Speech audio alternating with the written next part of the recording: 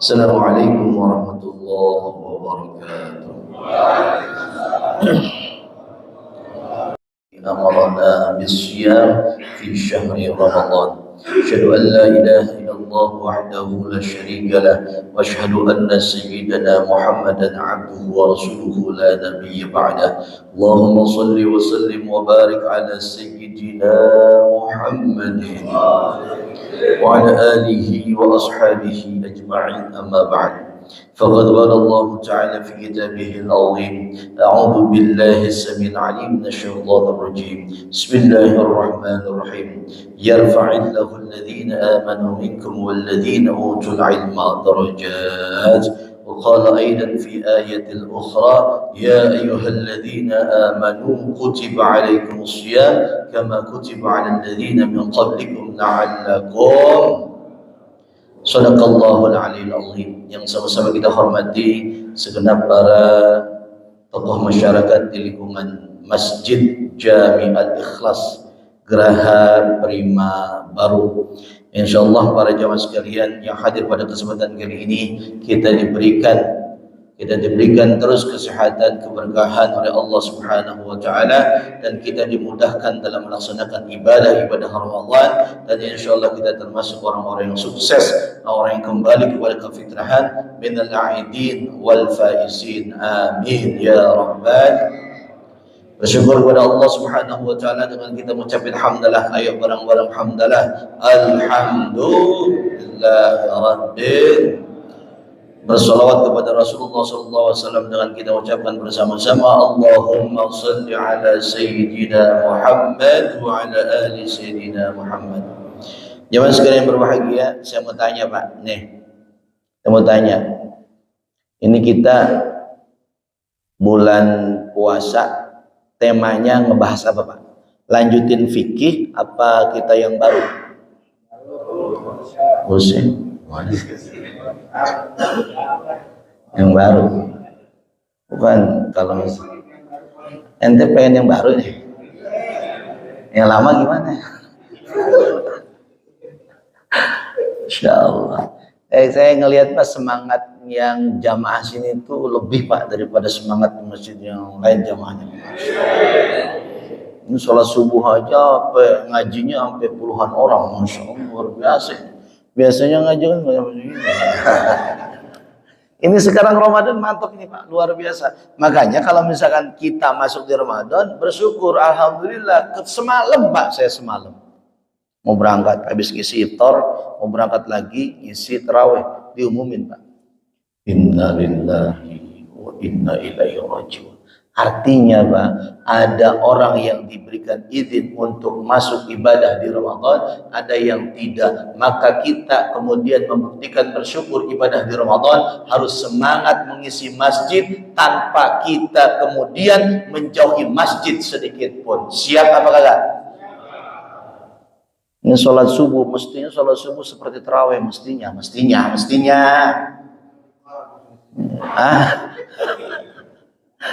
Ya, maksudnya saya memuji semangatnya. Tapi ayo kita sama-sama menjaga masjid kita. Apalagi sekarang udah semifinal nih Pak Karangwa, udah mulai Pak. Kalau kemarin 10 pertama itu penyisihan. Kalau sekarang 10 kedua semifinal. Nanti finalnya 10 kedua Pak. Setelah 10 kedua, 10 ketiga ini final Pak, final langsung. Bapak ngelihat Pak, ada orang-orang yang istiqomah minal awal Ramadan ila akhir Ramadan. Ada yang tidak juga. Ada yang udah mikirin jalan-jalan. Kemana Pak Haji itu? Nganterin bininya. Kemana? Mall. Pasti ada nggak yang begitu Pak? Ada nggak Pak? Kemana itu si bapak yang ngerok? Pulang kampung, pulang kampung. Hah? Nggak ada yang pulang kampung? Silaturahim. Ya gitu, alasan supaya boleh itu. Padahal mah ya mudik dia. Ya alhamdulillah sebenarnya nggak masalah, nggak masalah. Tapi kita berharap semangat Ramadannya kagak pernah berubah. Betul, Pak? Semangat Ramadannya malah harus bertambah. Karena apa? Fi awakhir asyrah, di 10 terakhir Ramadan ada semangat yang harus kita besarkan, yaitu semangat berada di dalam masjid, Pak. Yang kita kenal dengan istilah adalah yang tiga. Pak. Ini saya pengen, Pak. Ya Allah, Ramadan pengennya itikaf di masjid yang pertama kali di alam dunia ini, Pak. Masjid apa berarti, Pak? Buset. Yang pertama kali di dunia ini masjid apa, Pak? Al-Ikhlas. Ente dari mana rujukannya tuh? Masjidil Haram, Masjid Al-Ikhlas. Tapi mungkin kesannya Al-Ikhlas itu sama seperti Masjidil Haram. Alhamdulillah, berarti semangatnya di Masjidil Haram ke bawah sampai ke Al-Ikhlas. Takbir. Masya Allah. Tuh, saya pengen gitu, Pak. Itikaf tuh di masjid yang tertua di dunia. Karena masjid yang tertua di dunia itu bukan Al-Aqsa, tapi Al-Ikhlas lagi. Al-Haram, Al-Ikhlas lagi. Al-Haram, Pak.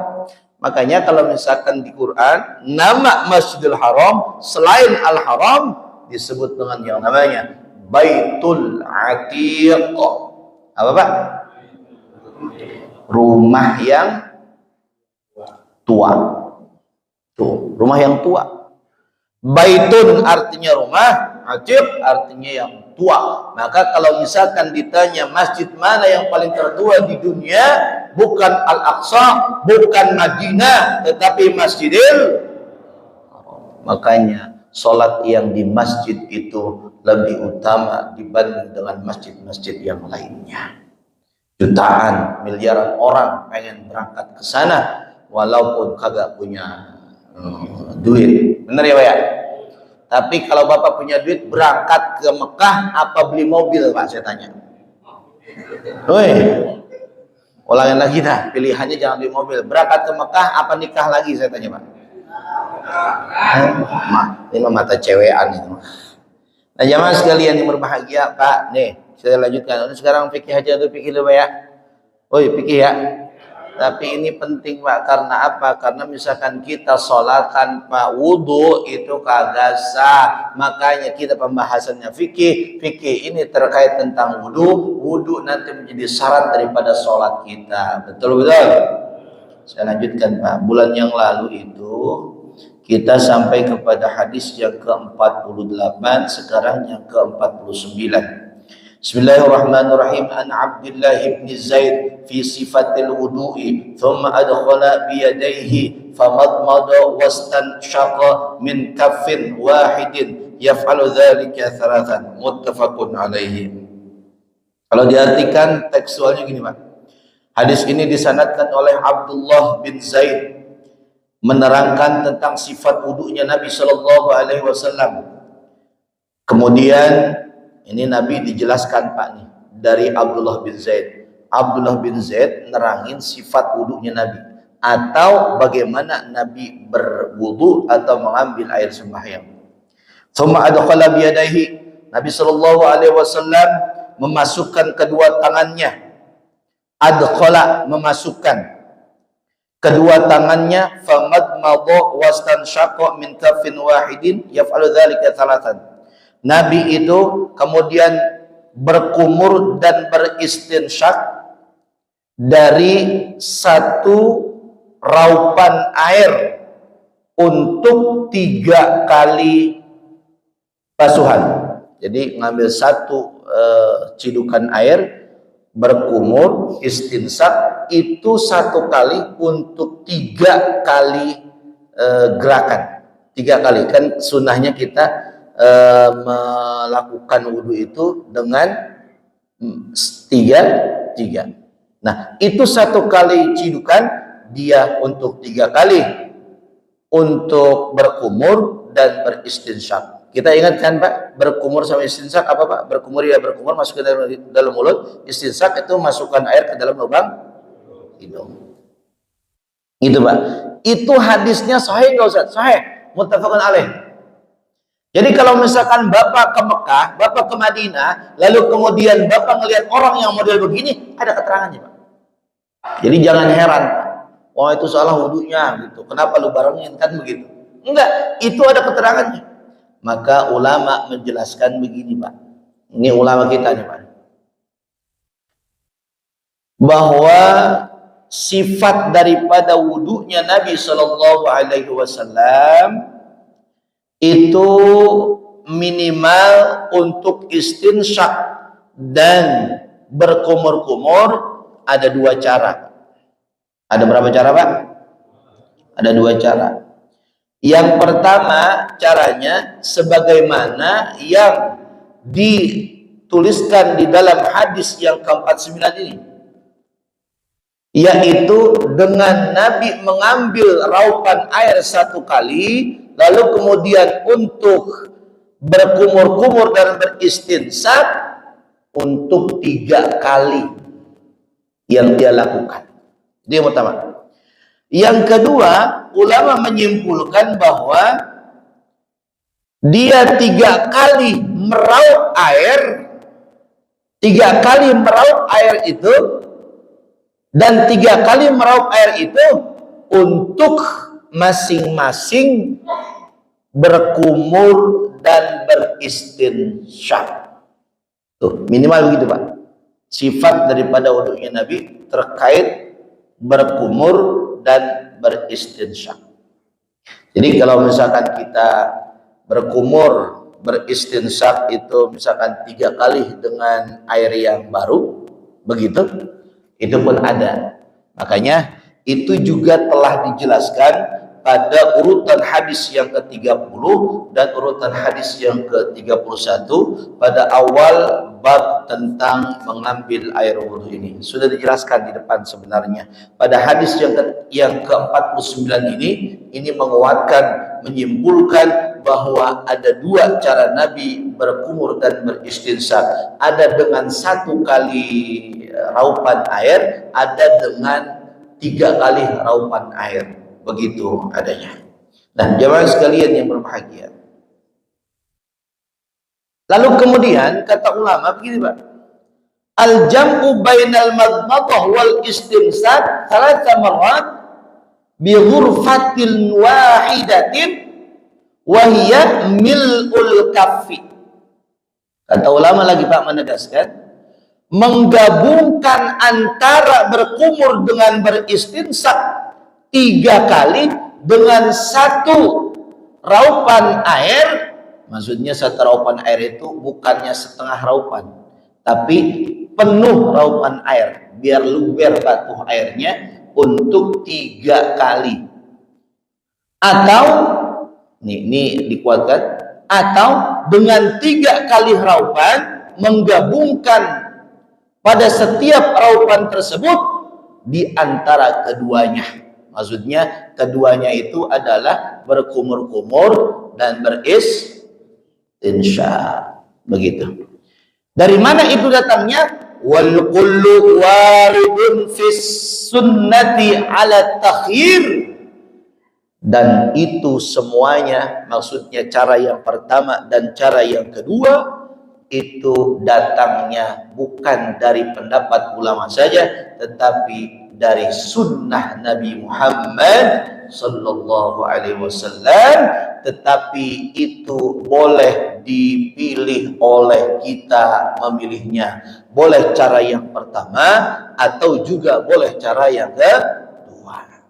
Berarti boleh keduanya. Kenapa? Karena di sini tulisnya ala takhir, ini boleh menjadi pilihan bagi kita.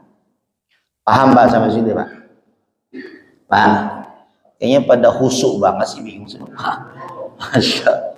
Kayaknya sahurnya kebanyakan itu Pak. Masya Allah. Jangan sekalian yang berbahagia, gitu Pak.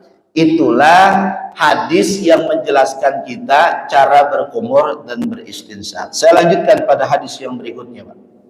An Anas radhiyallahu anhu qala ra'a an-nabiy sallallahu alaihi wasallam rajulan wa fi qadamihi mislu zafri lam yusibhul ma'u faqala irji fa ahsin wudu'aka akhrajahu Abu Dawud wan Nasa'i. Jadi kalau diartikan begini kurang lebih. Dan dari Anas radhiyallahu anhu qala, ini Anas bin Malik Pak. Beliau menyampaikan hadis Nabi pernah ngomong begini. Nabi pernah ngomong begini.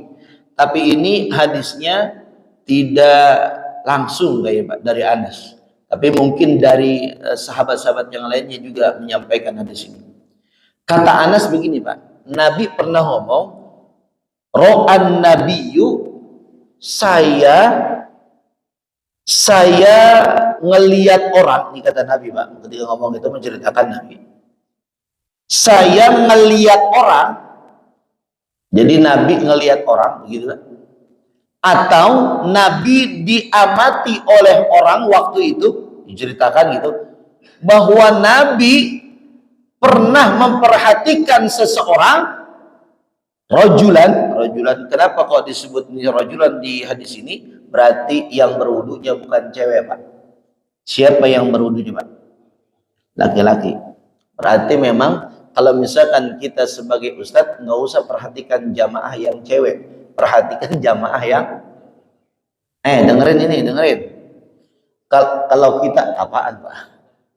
Oh, lagi khusus. Kalau kita sebagai ustadz, sebagai ulama, kiai, itu perhatikan jamaah yang bapak-bapak, bukan jamaah yang ibu-ibu. Kalau jamaah ibu-ibu itu bagiannya jangan yang ustadz, bagiannya yang mustajah saja begitu. Supaya apa? Supaya terhindar daripada yang namanya, mohon maaf Pak, pandangan. Karena seorang wanita yang paling bagus adalah yang terjaga auratnya, sedangkan laki-laki yang paling bagus adalah yang menundukkan pandangannya. Paham Pak? Bapak kalau ada perempuan cakep Pak, cantik luar biasa di hadapan Bapak, Bapak nunduk apa Bapak liatin Pak? Saya tanya Pak. Astagfirullah. Rusak puasa, woi. Puasa. Masya Allah. Makanya dari hadis ini bisa ada isyaratnya begitu Pak. Nabi jarang ada perhatikan kemudian perempuan, jarang ada Nabi ceritanya begitu. Adapun ada yang begitu, istrinya Nabi ngadu sama Nabi, ya Rasul, ada teman saya begini. Lalu Nabi kasih resolusi, harusnya begini. Itu Pak, kalau pencerita tentang perempuan. Lah kalau misalkan ada ustadz perhatiin perempuan langsung, maka ini bahaya. Woi, dengerin nih, ustadz, mana ustadz ya? Nggak boleh ada kiai ustadz, bukan kiai, ustadz dicium tangan sama ibu-ibu yang masih muda. Boleh nggak begitu Pak? Kagak boleh. Boleh baik. Saya khawatir Pak di hatinya nih Pak, di hatinya ada apa Pak? Ngecung nih. Khawatir di hatinya ini ada setan yang godain dia Pak. Mohon maaf, semakin tinggi ilmunya, semakin besar, semakin gede setan yang menggodanya. Benar Pak? Benar.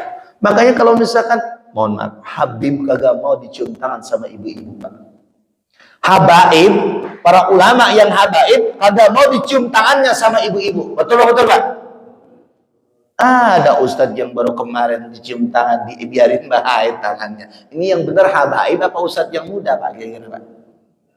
Woi, jawab ini. Habaib lah, ya Allah. Coba Habib Taufik Pak, nggak pernah beliau mau Pak.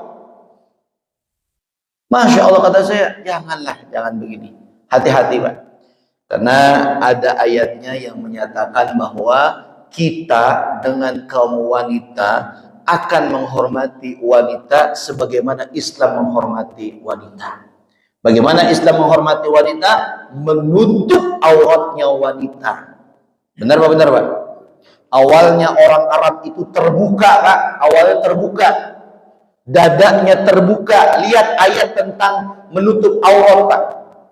Lehernya, bukan lehernya yang kemudian dikatakan oleh Allah, tapi tempat lehernya harus ditutup, perhiasannya harus ditutup, leher, tangan, kaki Pak, tutup. Maka aurat perempuan itu seluruh tubuhnya kecuali apa Pak? Muka dan telapak. Nah, sekarang saya mau tanya, telapak tangan yang mana Pak? Yang ini apa yang ini Pak? Yang ini kan? Kalau yang ini berarti yang ini aurat bukan Pak? Sekarang saya mau tanya, perempuan yang mana? Apa yang ini ditutupin? Saya tanya. Ada nggak perempuan ini ditutupin Pak? Ada nggak? Jarang Pak, bahkan nggak ada. Istri Bapak aja nggak punya manset Pak. Punya manset nggak di rumah? Wih, apaan berarti? Sarung tangan? Enggak Pak, nggak pakai sarung tangan. Manset. Nih, jadi manset itu menutupi bagian atas tangan saja. Kalau bawahnya normal. Itu namanya manset, bukan sarung tangan. Ntar pagi-pagi bini suruh pakai sarung tangan. Tadi kata Ustadz itu aurat nih. Mau tolong dong pakai sarung tangan nih. Lah, ntar kayak bocah paskibraka apalagi pagi-pagi. Jangan. Ininya apa yang ditutupin, bukan pakai sarung tangan. Makanya kalau jamaah haji Pak tempo dulu, jamaah haji tempo dulu setahu saya itu yang perempuan dikasih sarung tangan buat hati-hati. Bener Pak? Bener Pak? Nggak tahu yang sekarang jamaah haji belum berangkat haji saya dikasih nggak? Dikasih ya? Jari tengah ya. Nah itu sebenarnya Bapak di sono harus nutup aurat, di Indonesia sama nutup juga. Masalahnya kadang-kadang kita agak perhatian. Nah mulai saat ini ayo Pak kita jaga akhlak kita sama perempuan, karena itu adalah bagian menghormati wanita sebagaimana Islam menganjurkan kepada kita semuanya. Nah jamaah sekalian berbahagia, lalu Nabi Muhammad perhatikan laki-laki tersebut Pak. Yang diperhatikan bukan yang lainnya, bukan wajahnya, bukan badannya. Yang diperhatikan adalah salah satu anggota wudunya. Apa yang diperhatikan? Qadamihi, yaitu adalah kakinya. Diperhatikan kakinya. Oh, ketika diperhatikan kakinya, ada kuku yang tidak terbasuh oleh air wudhu. Biasanya kita kalau bagian kaki kan jarang diperhatikan. Dan kadang apalagi kalau anak-anak SD itu mau wudhu, ya cuma disiram doang, disiram di atas air, kabur dia langsung Pak. Ada yang begitu Pak, bocah Pak, ada Pak? Banyak ya? Kalau Bapak begitu nggak Pak? Nah, apa Pak? Tipis katanya, beda tipis. Masya Allah. Makanya kalau misalkan supaya kita konsisten dalam berwudu, ada cara Nabi yang wudunya dengan berduduk Pak. Kalau wudunya berduduk, maka insya Allah kita akan sempurna wudunya. Karena kita apa? Karena kita nyaman ketika kemudian kita mengambil air wudunya. Kalau kita berdiri, khawatir licin dan jatuh. Apalagi misalkan lantainya lantai pakai granit itu. Hati-hati Pak. Banyak orang yang jatuh di kamar mandi kagak ketolong Pak. Hati-hati Pak. Hati-hati. Woi, hati-hati. Hati ya. Hati Bapak ini. Ya kalau kamar mandinya kamar mandi masjid. Wah, gimana beliau itu jatuhnya kamar mandi masjid? Oh, orang soleh berarti. Kan begitu ya. Coba kalau di kamar mandi hotel, Pak, lebih bahaya itu, Pak. Dengerin ini. Ke hotel apa kagak? Agak punya duit, Ustaz. Jangan sekalian yang berbahagia, Pak. Tuh. Ada kukunya yang kagak kebasuh sama air wudu. Lam yusibhul ma'u, kagak kebasuh, kagak kena oleh air. Alma, yakni al-ma'ul wudu. Air di sini adalah air wudu. Faqala, lalu Nabi ngomong Pak. Manggil lah dia. Sini. Kamu kembali lagi ke tempat wudu. Fa'ahsin. Lalu kemudian kamu perbaiki wudunya. Kamu perbaiki wudu kamu. Ulangin lagi wudu kamu. Dan hadis ini akhrajahu Abu Dawud dan Nasai. Hadis ini dikeluarkan oleh Imam Abu Dawud dan Imam Nasai. Tuh Pak. Jadi kalau kita kemudian melihat ada anak yang belum sempurna wudunya, itu kita omelin apa kita suruh wudu lagi, Bapak? Suruh wudu lagi. Kalau kita lihat anak bercanda di dalam sholat, kita omelin apa kita suruh sholat lagi, dia Pak? Omelin, suruh sholat lagi. Karena antara wudhu dengan sholat sama Pak, dua hal yang sama. Wudhu artinya adalah wajib sebagai syarat sah sholat, sedangkan sholat adalah wajib karena itu rukun Islamnya seseorang. Maka kalau ada anak yang bercanda atau tidak sempurna wudhunya, harus diulangin. Begitupun kalau ada anak yang bercanda sholatnya tidak sempurna sholatnya, harus diulangin sholatnya, bukan diomelin. Tapi di sini alhamdulillah Pak, di sini mah ramah anak, insya Allah di sini agak ada yang ngomelin anak-anak ya Pak. Tiap malam juga ada kasih ya.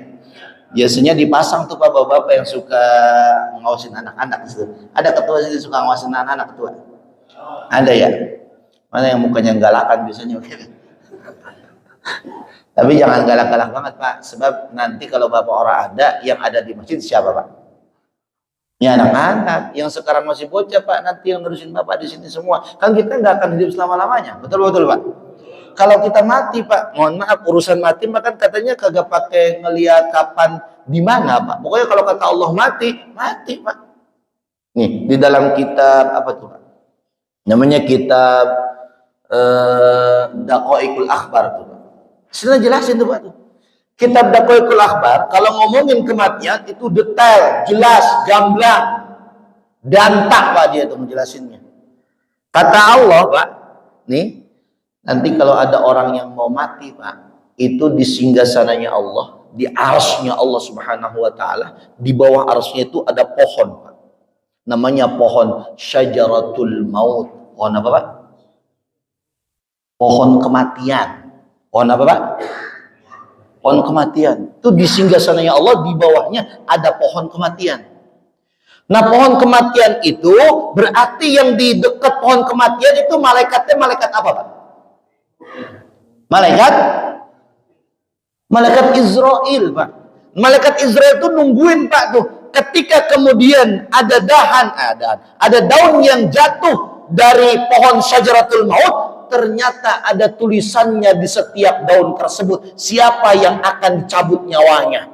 Kata kitab tersebut Pak, ketika daun itu jatuh ke tangannya malaikat Israel, itu berarti cuma waktunya 40 hari lagi di dunia. Setelah itu kelar di dunianya.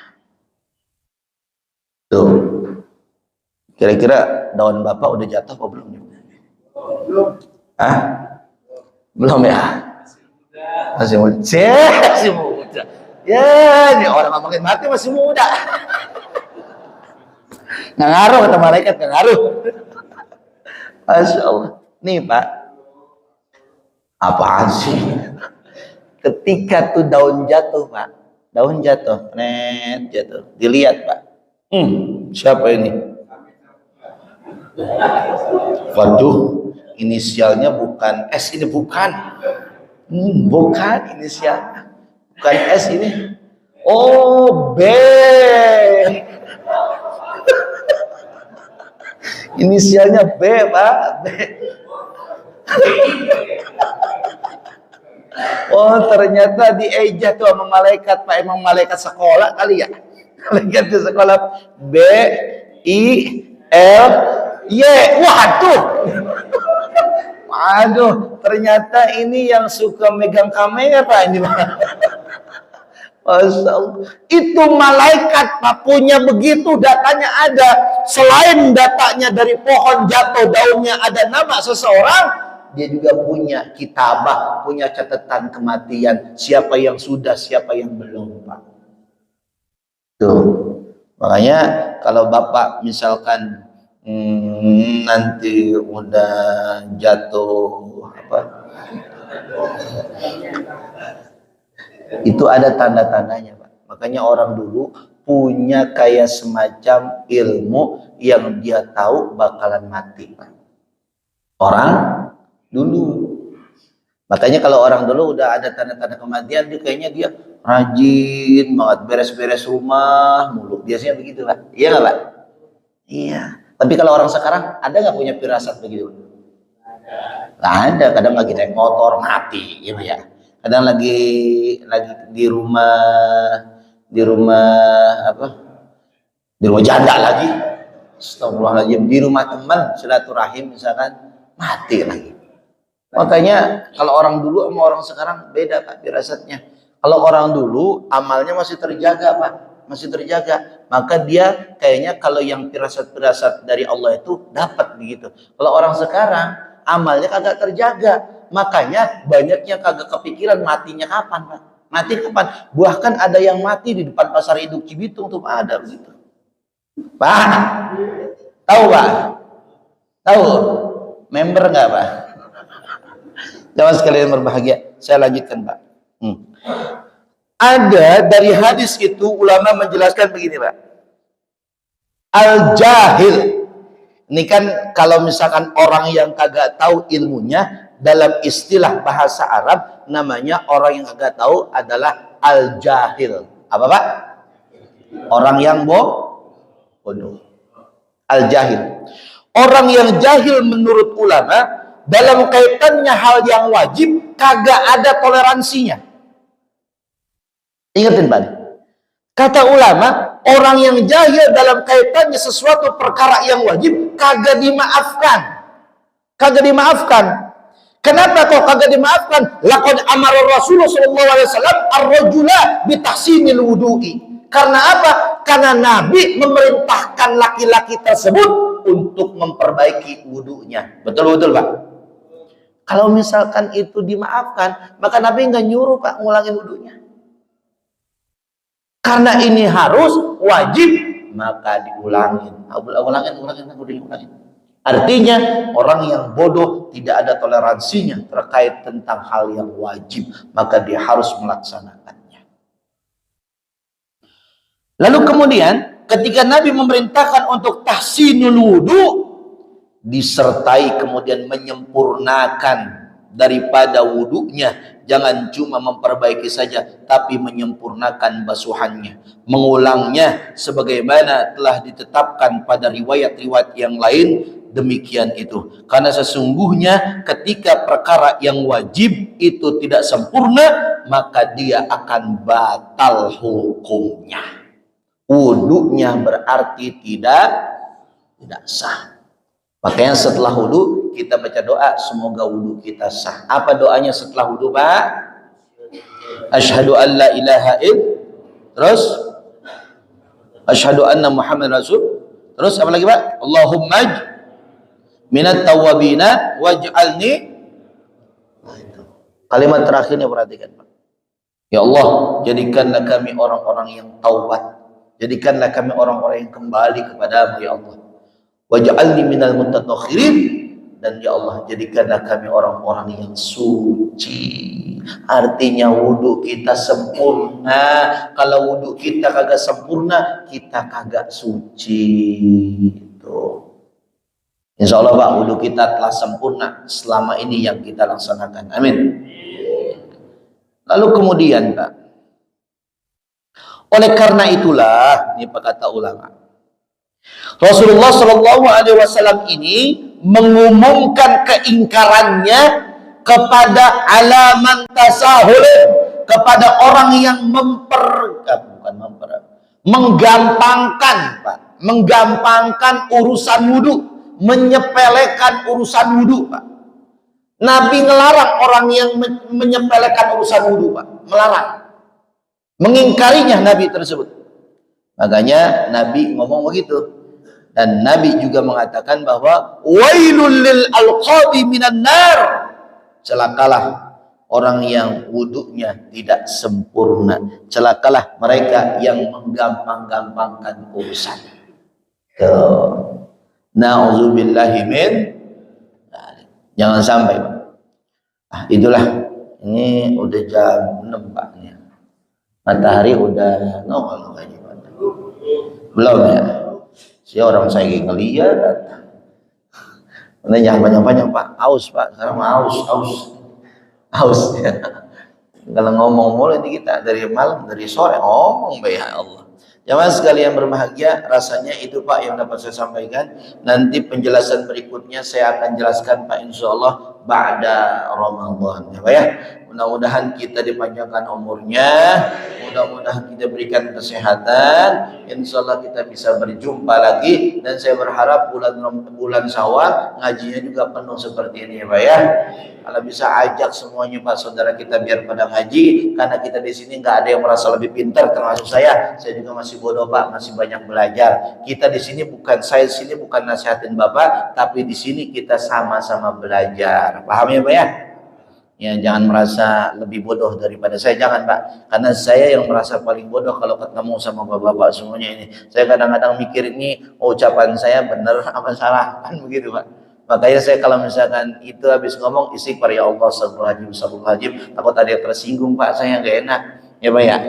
Pak kan kalau orang banyak ngomong banyak salahnya ngomongnya Pak, benar Pak? Iya, makanya kalau misalkan Bapak pengen sedikit salah ngomong, sedikitin Pak ngomongin, sedikitin. Makanya orang-orang yang kemudian diam, dia biasanya tidak pernah menyakiti orang lain. Tapi orang-orang yang suka banyak ngomong, sering menyakiti orang lain. Makanya saya minta maaf, salah ya. Oh ya, maafin ya nih. Apalagi sekarang momennya Ramadan ini Pak, Masya Allah. Saya ngomong, mungkin saya yang salah. Subuh saya salah. Gimana nanti puasanya diterima apa enggak Pak? Karena sebagian daripada yang merusak pahala puasa karena omongan kita. Makanya ada satu hadis Nabi, fala rafasa wala yarfuth gitu Pak. Tidak, ketika kita pengen menjaga pahala puasa kita jangan berkata-kata yang menyakiti, jangan berkata-kata yang tidak ada manfaatnya. Lebih baik kalau Bapak pengen banyak ngomong, baca Al-Quran. Saya mau tanya sekarang, siapa yang sudah hatam Al-Quran? Angkat tangan. Woi, angkat tangan. Ini menanya beneran nih, Udah hatam Quran, siapa? Pribadi, tapi pribadi. Bukan barang-barang, awas nih, barang-barang ya. Karena hataman ada sistem barang-barang sekarang Pak Haji. Ada begitu. Saya udah hatam 3 kali, gimana caranya ada 3 kali? Barang-barang Ustadz. Lah. Agak kaci itu, malaikat juga nyatatnya sedikit itu. Ada yang hatam Pak sudah? Ada? Mana ada? Nggak kelihatan coy. Ada? Alhamdulillah. Semoga ente min ahlul Quran ya.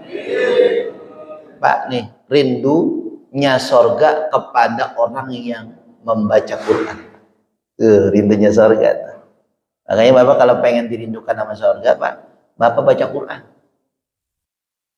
Apalagi Ramadan nih Pak. Berarti kalau ada hari ini sudah ada yang khatam Quran Pak, beliau ini bisa menghatamkan minimal 3 kali. Minimal tuh Pak, minimal 3 kali. Itu juga kalau istiqomah Pak. Kalau udah ya udah selesai 1 kali doang. Kan begitu. Oke Pak, ada yang udah 29 juz Pak, ada? Angkat tangan. Woi. 28. 27. 26.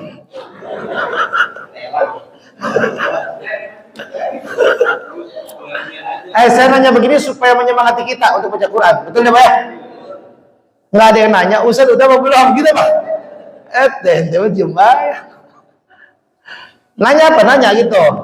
Ustaz udah belum gitu? Ustaz keliling buku gitu. Pak, saya nggak mau sombong.